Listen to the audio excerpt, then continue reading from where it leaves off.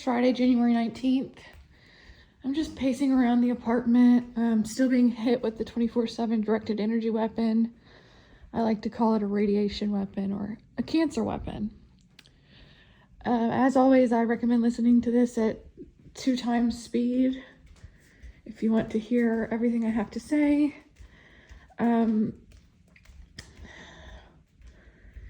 So I'm going to go back for a minute to before the night of the first rape in Stanford, Texas. Earlier in my testimony, when I was talking about the Stanford Police Department and trying to report the rape and the captain refusing to take my report, along with other things that led me to know that he is guilty of racketeering on behalf of organized crime, rape traffickers, sex traffickers. I also talked about how there is a young police officer whose name I don't remember, unfortunately, on the Stanford Police Department, who I had previously seen a couple times and I had a good rapport with, and who is clearly a good officer because the captain went out of his way to ask the Corsicana officer who took my statement in person to make sure and verify that I had not given a statement of the rape to that young, I believe he's an Indian officer, which let me know that he's a good cop and that if I had given a report of the rape to him, the cat would have been out of the bag. Well, a couple nights before the rape, I said how this young officer, the good one, the good cop, I found a cat in the middle of the road. This is back in Stanford. I found a cat in the middle of the road, but it was just laying there and it couldn't move, and I didn't want to handle the cat, not knowing what had happened. I didn't want to handle the cat. I tried calling animal control. Nobody answered. I think one animal control did answer, and they said they couldn't do anything. So I called Stanford Police back, and eventually they sent a couple out there. This is a small police force for a small town. So they were able to come out, and that young Indian officer, I apologize if you're not Indian, I'm assuming, he took the cat, he physically handled the cat out of the road for me, because I didn't want the cat to just lay there and be run over again. That's what was going to happen. So I stopped my car in the middle of the road to kind of guard the cat while I called animal control and then called the police. A couple other officers came out with him, but he was the one to really help with the cat. And then before that, he had stopped me for a traffic stop, and I had worked it out with him to, get my plates, my new plates and everything. So I was familiar with him. I had also seen him around town one other time, or a couple other times. Okay, well, so that's the story with that. That's why I asked for him when I called the Stanford Police Department that day, that Sunday when I was at the Corsicana, Texas Police Department, because I already knew I was dealing with organized crime, and to go ahead and predict that organized crime would have some amount of control over the police department.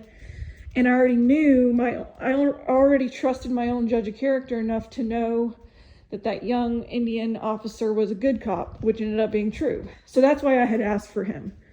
Well, one thing that I didn't mention, I think, when I was doing the testimony on that earlier, is that night, now remember, this is a few nights before April 18th, the night of the first rape. That night, when I had my car stopped in the middle of the road,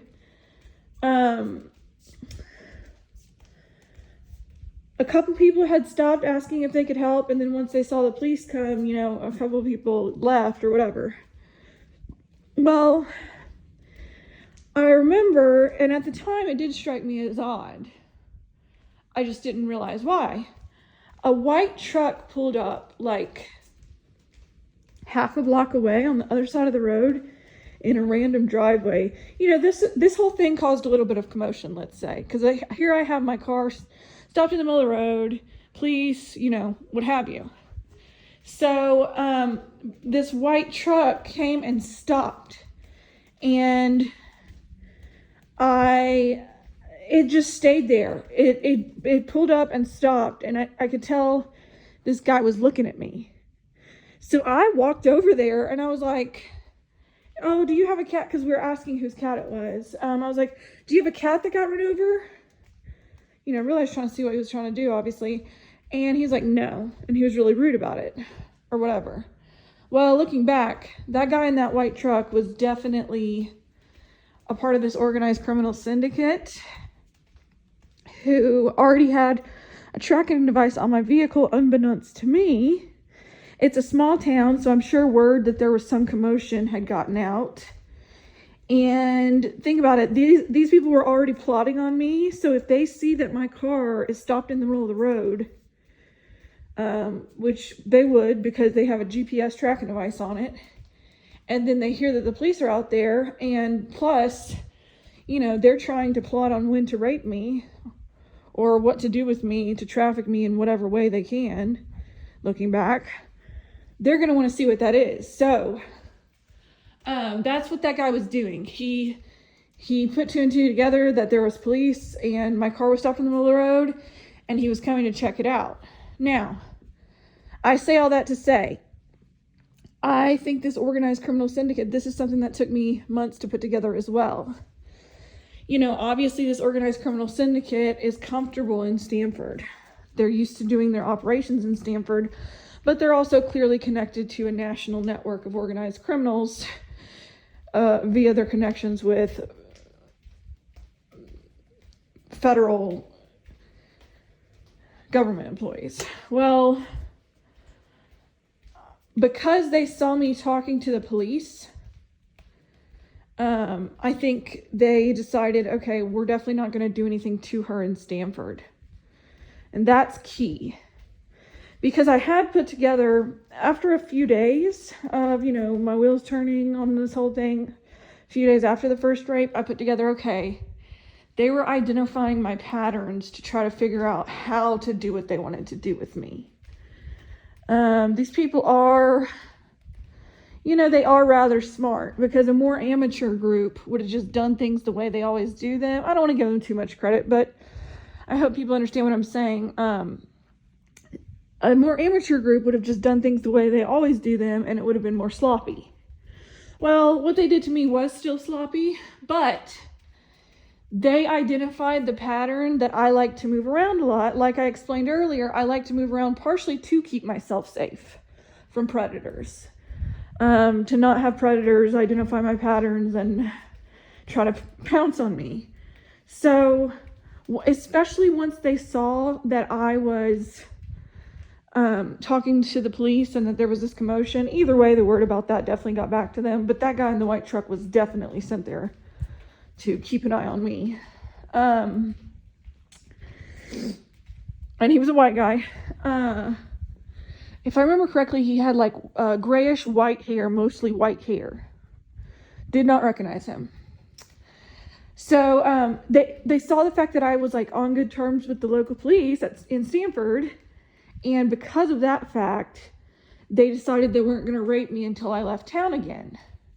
Which matches up with the night I left town, April 18th, and the night that I blocked Gil's number. Things he said to me, he was trying to... I think he probably predicted I would leave town, and I think things he was saying to me looking back, he was trying to get me to leave town.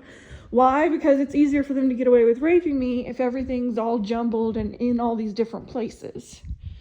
And I did put together, you know, obviously in August, that they wanted to make use of the fact that I like to travel to not have continuity.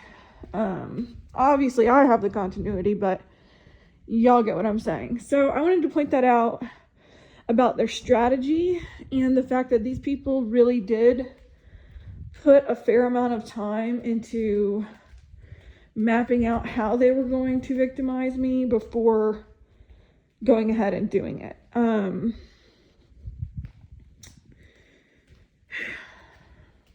Okay, so now we're back to when I got my apartment in Charlotte in June 2023. The last thing I was saying on the tail end of part 33 is that I figured out that my phone was definitely being tracked, and I got, you know, another phone, and that phone was definitely not being tracked. There was one instance with the new apartment that I had to have my phone there for like a few hours, and then I actually hid it in my grandparents' vehicle so that it would be gone at the time, hoping that that would mean that they wouldn't have a way to get my new apartment.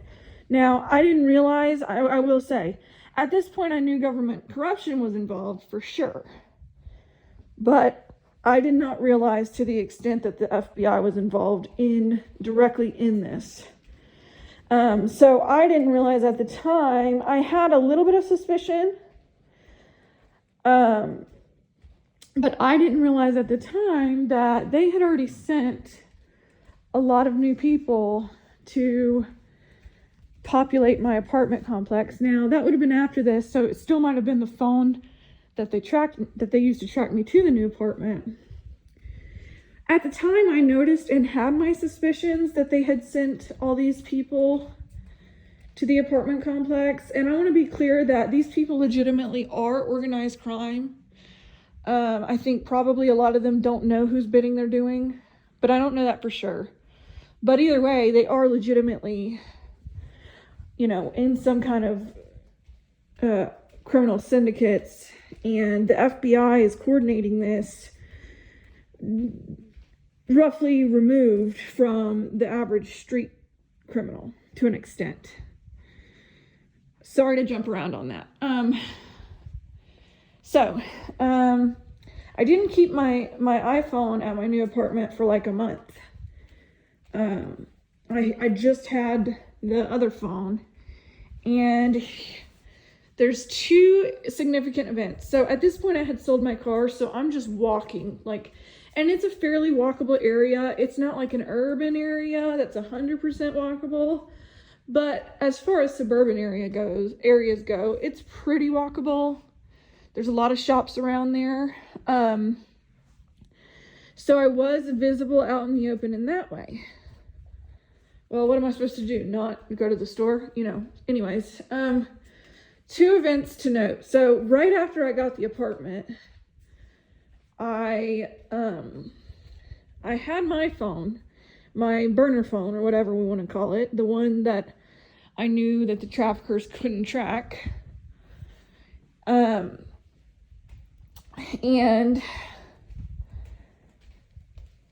I walked to the hotel, which is within walking distance, the hotel that I had been staying at before the apartment. This hotel is within walking distance of my apartment, and I knew, even though I had a burner phone, I wanted to use it only with things, only to contact, only to do what I really needed to do. I still wanted to rely on, store phones and everything like that when I could, because that's one more way. They were using my phone number to track my iPhone. More on that later and how I know that later. So I didn't even want to give anyone the number to the burner phone, lest it also be tracked. At the time, I didn't realize it was tied to the number quite yet, I don't think, but I didn't want to risk it. I didn't realize it was directly tied to the number in the way that it is as far as the tracking mechanism, but I didn't want to risk it. So went over there and called a cab to go to my grandparents, because obviously I didn't have my car. I had already sold it. I called the cab company and from the hotel phone, and gave a fake name and gave the address that I was going to. Now, because I gave the address I was going to, I don't know, I think they already had the patterns. They had already identified the patterns. Now, remember, in my head at this time, I'm thinking this is just this organized criminal syndicate that just has these many connections, which it is. That's what it functions as. I didn't realize it was the FBI doing this. Totally. I truly didn't. As stupid as it sounds looking back, I truly did not believe that our FBI would be, rape trafficking its own citizens. So anyway, so yeah, I was at the hotel, I called the cab, and the cab kept calling back. They said, what's your phone number? I said, I don't have a phone. Again, I knew better. Because what was the point of me, distancing myself from my iPhone if I was just going to let somebody find me with my other phone again? I said, I don't have one. They literally called the hotel back 2 or 3 different times to keep asking what my phone number was. Literally. I went out and sat and smoked a black and mild, and the girl who works there came out and she had to say, yeah, they keep calling back. They want to know what your phone number is or something. And she gave me the phone, I came in and she gave me the phone. I was like, I don't have one. They wouldn't take that for an answer. Looking back, they were being handled by the FBI to ask that because the FBI wanted a way to track my every movement.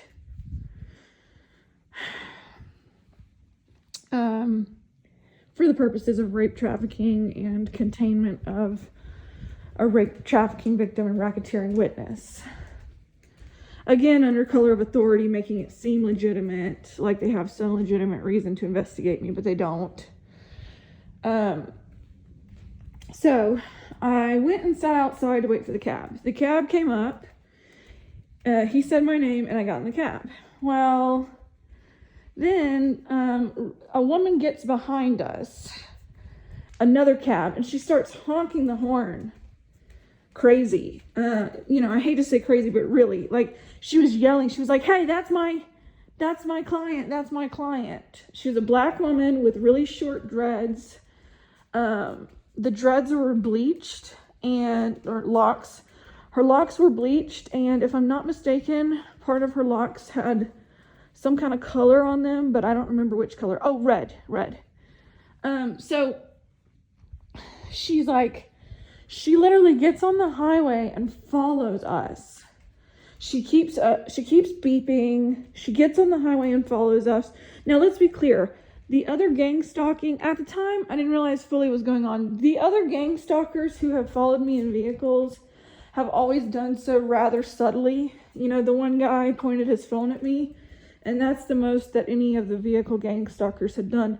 The other vehicle gang stalkers had been extremely subtle and not acted crazy or any of that. But she gets on the highway and proceeds to follow us for 10 minutes. And then she's honking the horn, she's following us, and she pulls out her phone to take a picture of us. We call the cab. Me and the cab driver are both like, what the heck is going on? I will say that he seemed genuine. Like, even looking back, his reaction to all this craziness did seem genuine. Now, maybe he was a really good actor, but I don't think so. I think he legitimately did not know what was going on. He seemed scared. We called the cab company and reported it. We had to call the cab company multiple times. Well, she pulls out her camera. Again, this is another cab of the same cab company. So, sorry, I should have mentioned that earlier. This is, these are yellow vehicles. It's the exact same cab company. And we know from her yelling that she's claiming that, that he picked up the wrong client. And, so she pulls out her camera. She's still screaming. And then she tries to run us off the road. Literally, she pulls over to try to run us off the road. We were in the far left lane, and she pulls to literally put pressure. This is definitely illegal, what she did there. She pulls to try to put pressure, and he almost stops. And I was like, no, go. I had to direct him. He was about to stop. Because again, I don't know who this woman is. At the time, I really, truly, I obviously pretty much had my guard up anyways. But I just kind of bought it, as far as it seems like she's having some sort of really bad day at work. And some sort of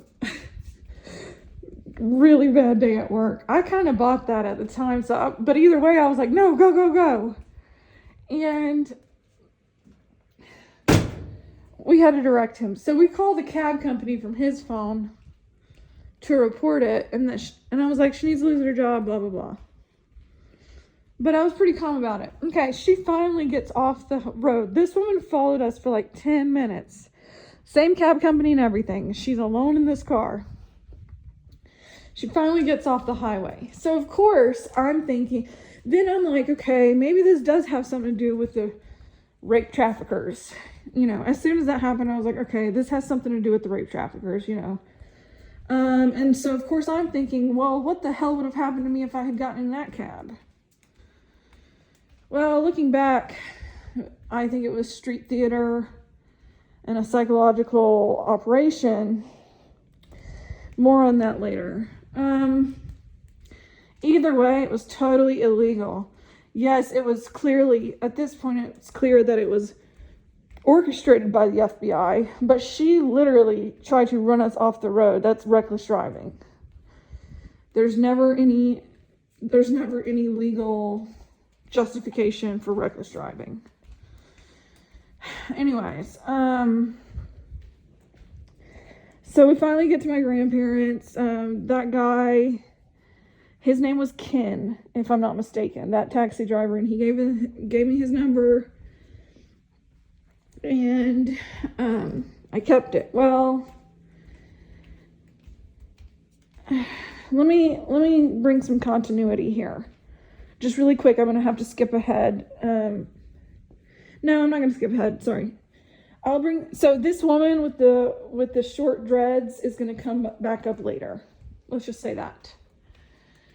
Okay. Well, the other thing that happened during this period of time, while I'm at my apartment in June 2023 in Ballantyne, North Carolina, Charlotte, North Carolina, is I was walking, and then a bald black man says to me, and by the way, the rapes are not happening during this time period. I had an alarm system.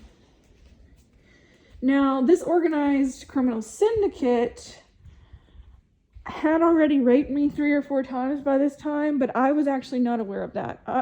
All I knew for sure was the one rape from April 18th. Well, remember this guy Israel, on the night of April 19th, early morning of April 20th, part of how I figured out what was going on, he had said to me, remember he had said happy 420, or he was like asking about 420. Well, I'm walking one day in my neighborhood in Ballantyne, right near my apartment, smoking my Black and Mild, and this bald black man, who I've never seen before, says to me, happy 420. I didn't turn my head or anything. That was them letting me know that I'm still being watched, which I wasn't 100% sure of at the time. But they wanted to let me know. Now, again, there's a lot of overlap here. The FBI is coordinating a lot of this. And at the same time, they're working with organized crime. So, you know, I have no doubt that that guy was somehow connected to Israel. Now, I will say, is it possible that that bald black guy was hired to say that by some kind of handler? Yes. But it's also possible that he's just legitimately, you know, connected to this larger national organized crime syndicate and wanted to find a way to say that to me. I don't know for sure, but what I can say for sure is that I've had both the FBI coordinated stuff after me and, you know, some more, what would appear to be more organic organized crime after me. At the time, I was 100% opposed to all of it. But I just thought it was organized crime, see, because I didn't know about the fusion centers at that time. So that's basically during this time period, June 2023. I'm going to stop here and come back later.